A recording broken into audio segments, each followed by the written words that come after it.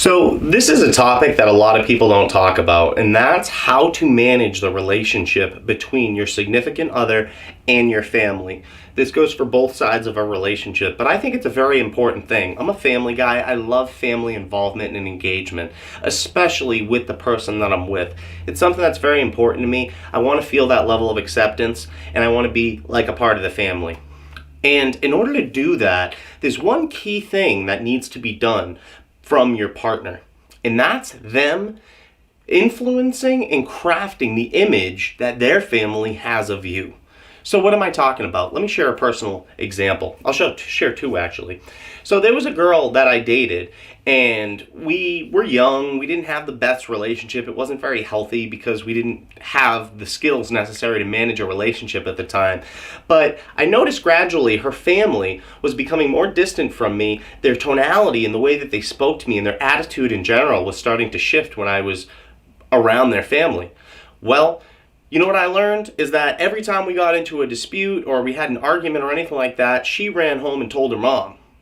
And that's all she ever told her. She never told her about how I would buy her flowers or do nice things for her, or take her out to eat, and all the things that a boyfriend should do. She only heard the negative part of our relationship. So she viewed me as a bad person as a result of that, because that's her baby and I'm with her. So if that's what she hears, that's all she knows, right? That's her reality. So that was one example. The other example was a long-term relationship that I was in. We were together for about 5.5 years. And right off the bat, now granted, I wasn't the best person at the time, but the beauty of being disconnected from the family is that you can craft and create any image that you'd like for your mother and your father when it comes to who you choose to date. Are you calling them all the time every time you get into an argument or a dispute and you're venting to them? Or are you calling them after your boyfriend or girlfriend does something very nice for you? Probably not, right? It's almost like reviewing a product. You're more inept to leave a negative review versus a positive review. Because us as human beings, something that's deemed negative is more impactful on an emotional level to us. So we're more inept to vocalize something that's negative versus something that's positive. Very similar to why it's easy to remember bad things that happen versus good things that happen. So I start dating her, and immediately the family was just very weird to me, and I never understood why. Now, to give you a little bit of context, they all lived in the same town and they had very close relationships with one another. So if she told her mother something, her mother told her father told her brother, and then it literally just cascaded down. So I would go to the family events and I would just feel just unwelcome, which is very, very odd. Like, I'll give you an example. I would go to these family events, nobody would talk to me. I would have to engage every single person there. Common sense would tell you when you have a guest in your home, especially a guest that doesn't know everybody, you should engage them. That's just proper etiquette when it comes to having company in your home. When my friends come over, I make sure that they feel welcome.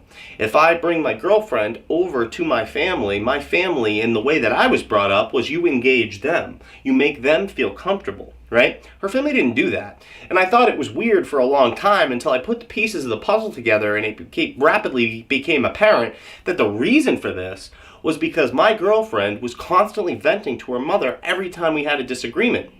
So what happened there? Her perception of me shot down. She told her family, and slowly but surely her whole family hated me and they saw me as an enemy.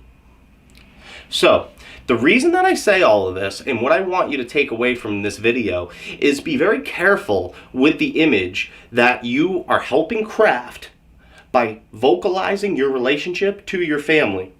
I think there's certain things that should stay within your relationship, because if they do get out of your relationship, then the odds of being able to craft that image in a positive light when it comes to your family drastically drops to pretty much zero. So be very, very careful with what you vocalize regarding your relationship to your family members, because it could skew their perception and how they choose to interact with that person. So I really want you to think about that. We all know no relationship is perfect. There's always going to be disputes. It takes work to have a solid relationship. You can have a great dynamic, but eventually you're going to have some disagreements. And it's about how you choose to manage those disagreements that's going to determine whether your relationship thrives or whether it dies. And that's entirely up to you. But be careful. Be very careful. And this same principle can be applied to your friends. If you tell your friends everything bad that your significant other does, then that friend is going to look at them as an enemy because they care about you. This person's affecting you negatively, so you become the enemy. So be very careful with that, because you are ultimately in control of how these other people perceive you, because they are not in your relationship. But a lot of people don't adopt these principles, and I think it's very important because it can cause stress and tension within your relationship that would otherwise be absent had you adopted these principles early on. So thank you so much, guys, for listening. I appreciate it. Feel free to comment, like, and subscribe down below. And with that, guys, I am out of here. Take care. Have a great day.